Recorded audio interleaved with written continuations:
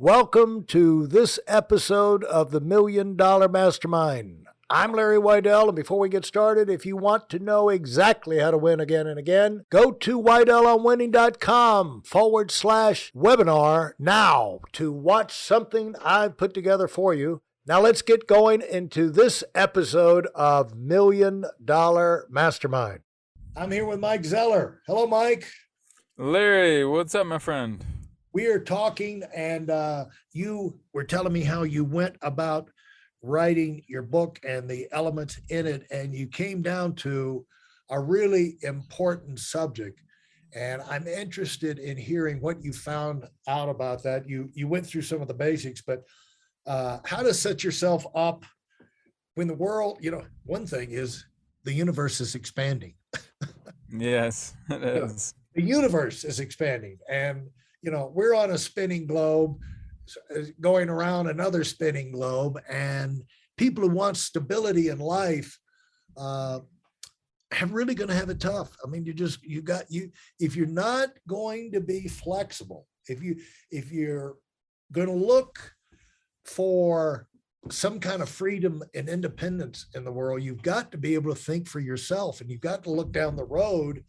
And especially if you got people to depend on you for leadership and support and income, your family, and you're just a huge dummy if you don't consider backup plans. Yeah.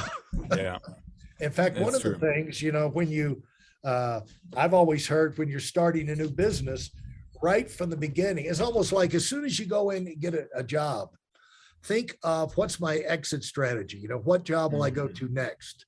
Because what that does, even if you're in a corporation, it makes you a better employee because you're looking, how can I move up? Rather than how can I hold on to this job for 30 years? It's like, and that makes you more industrious and entrepreneurial, even in a salaried position. How can I make myself more valuable, develop more skills and all? But when you start a business, if you're thinking right, you're thinking, I'm going to blow this thing up. We're going to be successful, and I'm going to get some great new ideas down the road. Other opportunities will come my way. And I may want to get the point where I sell this thing off and go do the next bigger thing. And so you're smart to be thinking ahead, even at the start of a new business, start of a new career. But when you go, really, there's no time not to be looking down the road and at least being aware of, in your peripheral vision, because something is heading your way. There is some kind of fireball headed your way every day. And, if you got your antenna up, you can kind of duck and dodge it and not get blown away. So talk about how that occurred to you. How did you phrase that thing? How to set yourself up? What you had a real good way of saying that. Yeah, just being nimble. The nimble mindset gives you a competitive advantage and a nimble business model because things are shifting fast. And those, why did dinosaurs go extinct? Because they didn't adapt fast enough. And right now, in this age of disruption that is going to continue and it's going to shift, and as global things settle down and COVID settles down further, some of these things will even out, but there will still be the speed of change is only going to be faster in many regards. So the ones that are the fastest to adapt and move, and you look at the sports teams, I look at how like the Lakers won the NBA title a couple years ago because they adapted to the NBA bubble experience a lot differently than others, and they did it well, and it was good for LeBron because he got rest, and Anthony Davis. But I think there's some other opportunities that you got to look at of NFTs are opening up. There's blockchain, so many blockchain different elements that are, man, like Moore's law is that the speed of computational power doubles every 18 months. Well, now AI and machine learning, you can write a whole book with the help of AI and machine learning now. You can write another 5 years and crank out a novel without your help at all. These things are going to happen. Yeah. And it's going to be crazy. So I think being okay, retraining your brain to say, you know what, it's okay for change, and be priming our brain to be excited. When the world is changing, how can you, instead of your primal response is say, oh, this is dangerous, or for some people it's dangerous, when instead, what if we could prime our brains to say, you know what, this is exciting, and look for the opportunity, look for what doors shut and what doors open because of the changes. And who's been can you think of any great role models for you of this in this arena? Yeah. Yeah, actually, one of them is one of my consulting clients, but I was a client of his, Peter Diamandis. He's the number one expert, arguably, in exponential technology. Just came out with a new book with Tony Robbins called Life Force. His book with Stephen Kotler, The Future is Faster Than You Think. Both of those, all of his books are excellent. He's got 4 What's books now. what's his name? What do you spell that? Peter Diamandis, Oh yeah, Dia. I got it. Yeah, yeah. I know. Yeah, I know him. Yeah, he's brilliant. I mean, such good stuff. And I think as we look for the future, what do great leaders do? They anticipate what's coming around the corner.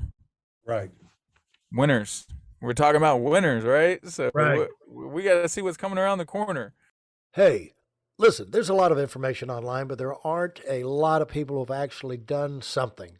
In my case, I've actually built a successful business that's accrued over $5 billion in assets under management and has done well even during trying times. Now, if you want to know exactly how I've done this, go to whitelmwinning.com/webinar now. I've compressed a decade of learning into 5 short weeks just for those of you who want to give yourself an incredible advantage and are tired of waiting and watching others move up. Well, and the thing is, you got to be smart enough. This goes back to fundamental basics. You got to be smart enough to avoid getting arrogance, to where you think that I really don't have to, we've got it, we got it now. But you never see winners, super successful people. If you ever ask them, do you feel like you have it made? They look at you like you've lost your mind.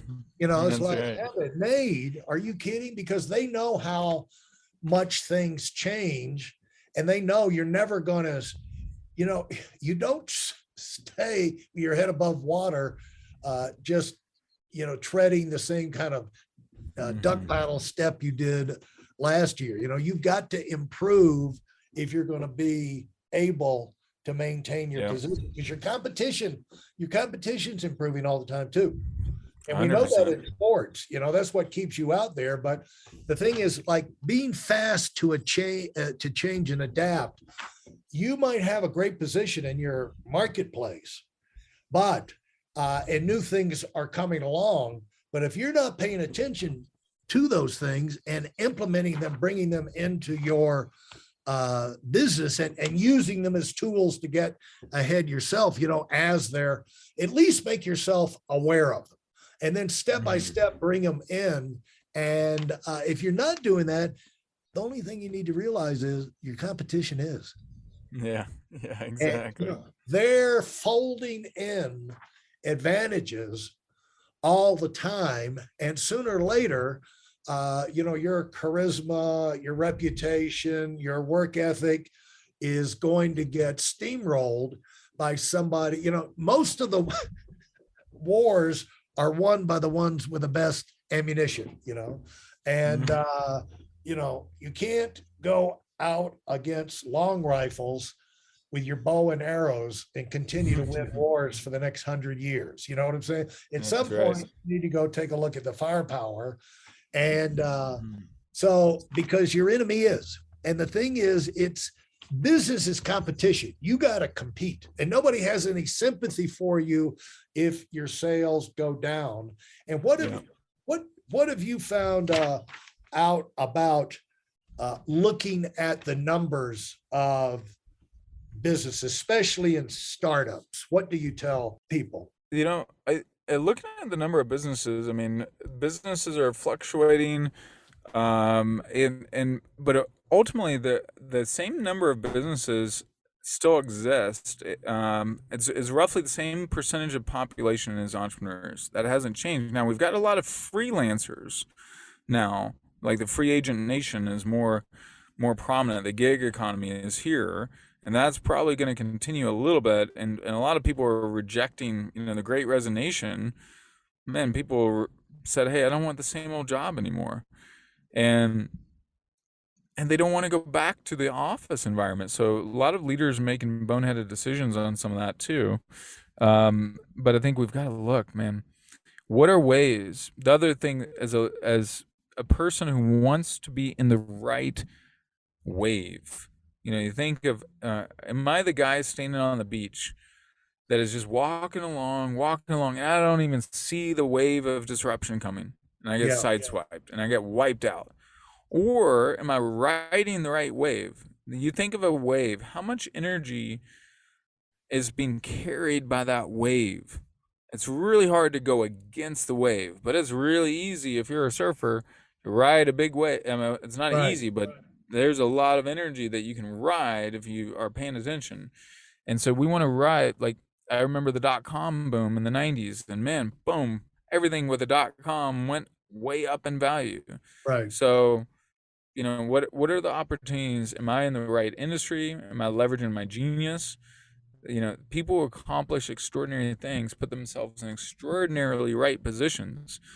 We're sports fans, winners. You look at Tom Brady and the Bucks. Tom chose Tampa Bay and won the Super Bowl in 2021 because he saw, hey, these guys have the talent I've been missing. Everything's here except the quarterback. And Belichick wasn't good at assembling the talent. Belichick had lost his way. He's still great, the best coach ever. Bad draft choices. Yeah. And so you choose for years, Yeah. Draft choices that stunk, Yeah, and so you gotta think about, am I putting myself in the best position to succeed? And that's been my obsession with my entrepreneur clients that I mentor. Anytime I speak or mentor anyone, with my wife, with myself, with my daughter, how do I put myself in the best position where my success, as I define it, not someone else's definition, but as I define it, is inevitable? So what has to happen for my success to just automatically happen? I think it's environment, it's people. Who am I surrounding myself with? If I surround myself with enough of the right people, guess what? Gravity flips. Gravity reverses, and gravity starts pulling us up instead of down. And then if I put myself in a position where I'm wired to actually step into my genius, crazy thing is you're twice as likely to step into your genius. Step into flow state. The psychological state of flow, where you're 500% more productive. You're twice as likely to step into it when you are operating from your strengths. Absolutely.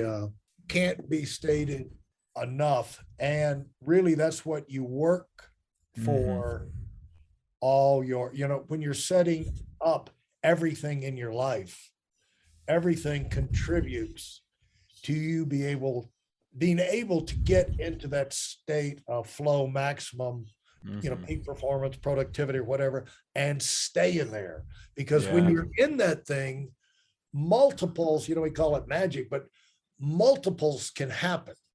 And as long as you're able to stay, that's kind of like riding a wave. I mean, they just shoot as long as they stay in a curl, but they know it's not going to last forever. That's why you want to keep your mind focused when you get things rolling, and take advantage of that momentum for as long as possible. Because things, like you say, we live in a world full of disruptions, and things are it can be something little, to throw you off. And so when you're in that groove, take it serious. Don't get arrogant. Don't take it for granted, and keep it going for as long as possible. If you enjoyed what you've heard and are dead serious about finding out for yourself exactly how this works in the real world, I've taken the most valuable business lessons I've learned over 40 years and put them into something for you to watch. Go to whiteelemwinning.com/webinar now